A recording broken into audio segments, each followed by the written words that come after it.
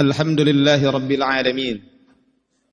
Alhamdulillahi al-munfaridi bil baqa'i wal qahr, al-wahidil ahadi dil izzati was sitr, la niddan lahu fayudara wa la sharika lahu fayudara. Qaddara maqadir al-khalaiq wa aqsamaha wa ba'atha amradaha wa asqamaha. Asyhadu an la ilaha illallah wahdahu la syarika lah, lahul mulku wa lahul hamdu wa huwa bikulli syai'in alim. Wa asyhadu anna Muhammadan abduhu wa rasuluh, afdalur rusuli wa atqal khalqi ajmain. Allahumma fashalli wa sallim wa barik ala hadzal nabiyil karim, sayyidina wa maulana Muhammadin wa ala alihi wa ashabihi wa man saru ala nahji ila yaumiddin wa ba'd. Fa ya ibadallah, usikum wa nafsi wa iyyakum bi taqwallahi wa ta'atihi faqad fazal muttaqun. Faqad qala Allah ta'ala fil Qur'anil Karim, a'udzu billahi minasy syaithanir rajim. Ya ayyuhalladzina amanu taqullaha wa qulu qawlan sadida yuslih lakum a'malakum wa yaghfir lakum dhunubakum wa may yuti'illaha wa rasulahu faqad faza fawzan 'azima. Hadirin kaum muslimin jamaah salat Jumat yang dirahmati Allah Subhanahu wa taala. Di dalam sebuah hadis riwayat Imam Al-Bukhari, beliau menyebutkan sebuah hadis Nabi sallallahu alaihi wasallam. Sebuah pesan yang pernah Rasul sampaikan. Pesan ini singkat tetapi isinya sangat padat. Pesan ini singkat tetapi isinya adalah sangat penting buat kita semuanya. Pesan ini pernah Rasul sampaikan kepada seorang sahabat bernama Abdullah bin Umar. Ketika itu Rasul ketika memberikan pesan kepada Abdullah bin Umar sambil memegang pundak Abdullah bin Umar. Maka kata Rasulullah sallallahu alaihi wasallam, "Kun fid dunya ka'annaka gharib aw 'abirus sabil." Jadilah engkau di dunia ini seperti orang asing atau orang musafir. Kaum muslimin rahimakumullah. Dalam hadis tersebut Rasulullah sallallahu alaihi wasallam menjelaskan kepada umatnya mengenai bagaimana cara kita memandang atau cara kita menempatkan dunia yang sedang kita hidup di sini. Bagi kita sebagai seorang mukmin, maka hendaklah menjadikan dunia itu menjadi tempat kita untuk memperbanyak amal ibadah. Jangan sampai kita menjadikan dunia itu adalah tujuan utama kita. Karena orang-orang yang menjadikan dunia sebagai tujuan utama, maka tentu dia pun akan hanya menikmati kehidupan dunia. Dia tidak akan memperhatikan apa yang akan dia lakukan untuk hari kiamat kelak. Kita sebagai orang yang beriman, jadikanlah dunia sebagaimana disabdakan oleh Nabi, yaitu seperti orang asing atau orang yang sedang musafir.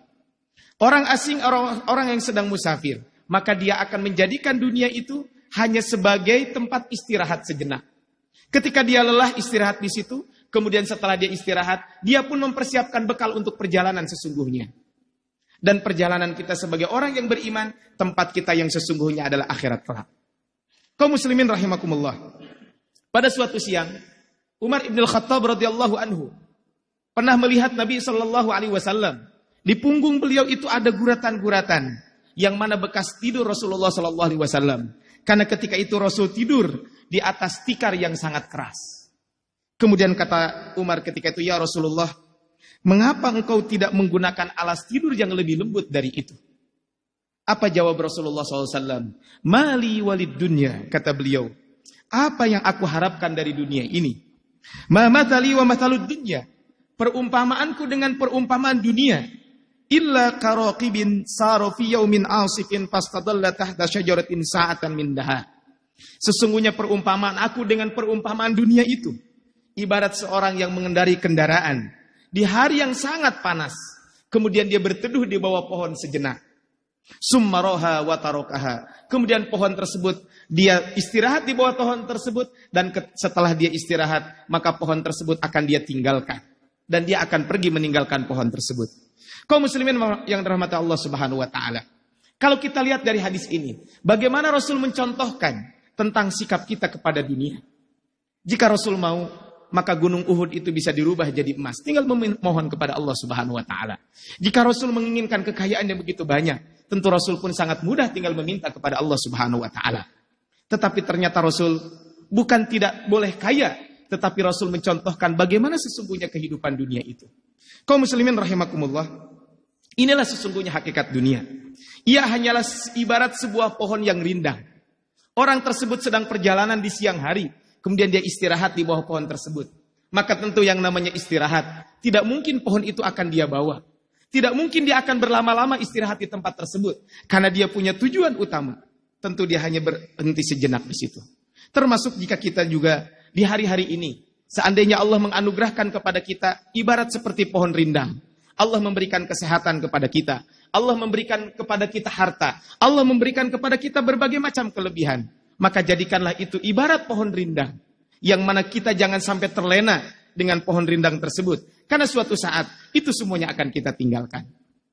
Seorang sahabat bernama Abi Dzar Al-Ghifari pernah kedatangan tamu.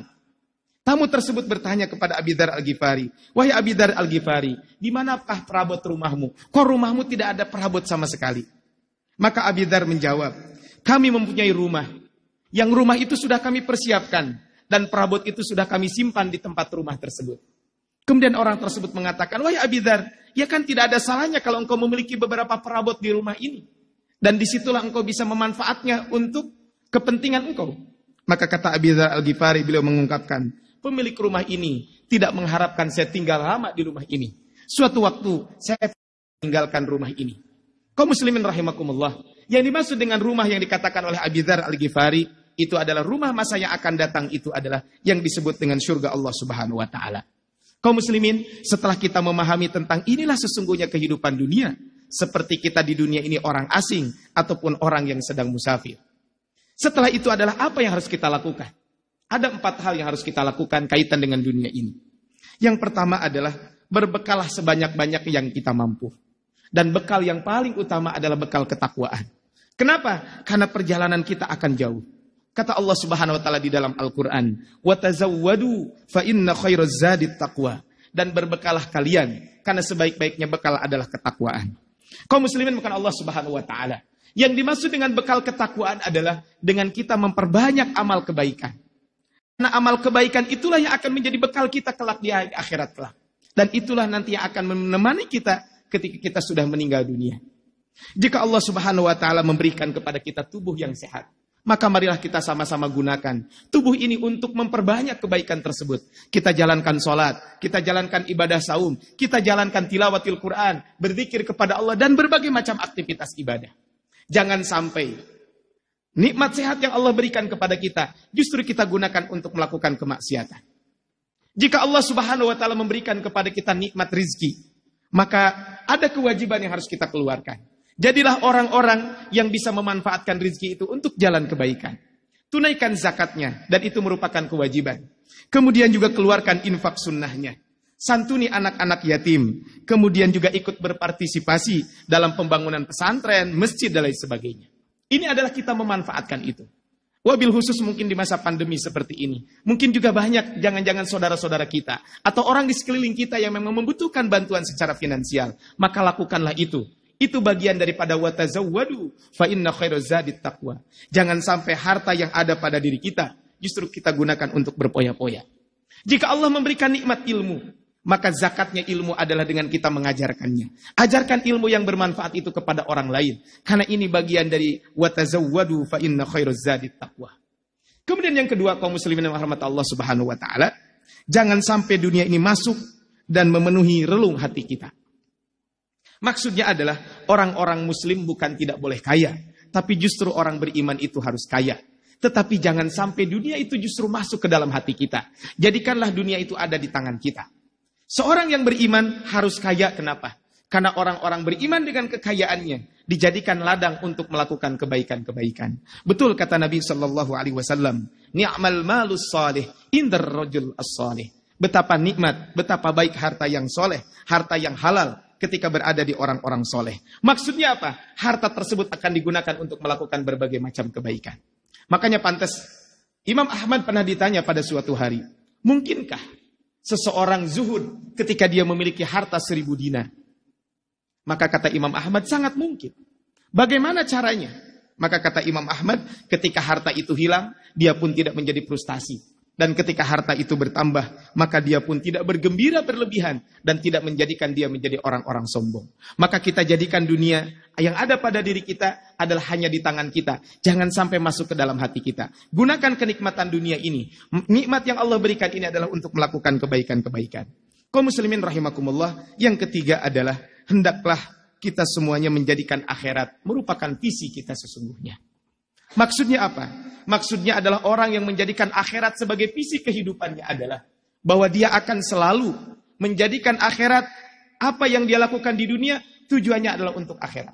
Ketika dia melaksanakan satu pekerjaan, apakah pekerjaan ini akan manfaatnya untuk akhirat atau tidak? Ketika dia bekerja, ketika dia beribadah, ketika dia melakukan aktivitas apapun, maka menjadi patokannya adalah akhirat. Kenapa? Karena sesungguhnya kehidupan kita adalah akhirat. Betul apa yang pernah dikatakan oleh Ali bin Abi Thalib. Inna dunya qadir tahalat mudbiratan. Sungguhnya dunia telah meninggalkan kita di belakang. Tidak terasa Jumat kemarin kita sudah berada di Jumat lagi. Artinya dunia telah kita tinggalkan di belakang. Wal akhirata muqbilatan. Sedangkan kehidupan akhirat ada di depan kita semuanya. Walikulli wahidatin minhuma banuna.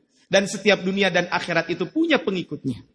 Kata beliau, fakunu min abna'il akhirah. Jadilah kalian menjadi hamba-hamba akhirat. Wala takunu min abda'id dunya. Janganlah kalian menjadi hamba-hamba dunia. Ala man ishtaqa ilal jannati syaridun anis syahwat. Ketahuilah bahwa orang yang menginginkan surga pasti dia akan mengekang hawa nafsunya. Wa man ashfaqu minan nar, dan barang siapa yang dia takut terhadap api neraka, roja'a anil muharramat, maka dia akan menjauhi hal-hal yang diharamkan. Kaum muslimin kan Allah Subhanahu wa taala, jadikanlah ini merupakan visi kita dalam kehidupan kita. Apapun yang kita lakukan, kita bekerja, kita beribadah, kita berkeluarga, apapun, visi kita adalah akhirat. Apakah ini bermanfaat untuk akhirat atau tidak? Dan yang terakhir, kaum muslimin bukan Allah Subhanahu wa taala, maka kita selalu sadar kematian akan selalu menjemput kita semuanya. Apalagi wabil khusus di hari-hari sekarang ini. Mungkin kita sering mendengar orang dekat kita, tetangga kita, saudara kita meninggal dunia. Maka ini adalah salah satu pelajaran buat kita semuanya. Bahwa kita harus selalu mempersiapkan diri bahwa kita akan meninggal dunia. Makanya salafus saleh dahulu ketika ada seorang salafus saleh, kalau beliau mau tidur, maka beliau selalu mengungkapkan, sudah amalan apa yang aku lakukan? Kenapa? Karena beliau selalu mengingat firman Allah Subhanahu wa taala, Allahu yatawaffal anfusu hina mautiha. Allah Subhanahu wa taala akan Allah Subhanahu wa taala akan memegang jiwa, ya. Hina mautiha, ketika dia waktu matinya tiba.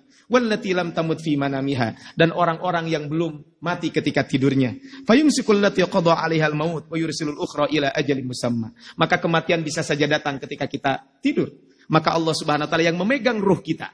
Maka kata Allah di dalam ayat ini, maka Allah ambil nyawanya yang memang kehidupannya sudah habis. Tetapi Allah lepaskan kembali bagi orang-orang yang memang belum waktunya, sampai waktu yang telah ditentukan. Makanya doa setelah bangun tidur adalah, Alhamdulillahilladzi ahyana ba'dama amatana. Segala puji bagi Allah yang telah menghidupkan kami setelah kami meninggal dunia. Kaum muslimin bukan Allah Subhanahu wa taala, makanya kita semuanya harus selalu ingat bahwa kematian selalu mengintai kita semuanya. Barakallahu li wa lakum fil Qur'anil azim wa nafa'ani wa iyyakum bima fihi minal ayati wa dzikril hakim. Aqulu qouli hadza wa astaghfirullah li wa lakum wa lisairil muslimina fastaghfiruh innahu huwal ghafurur rahim.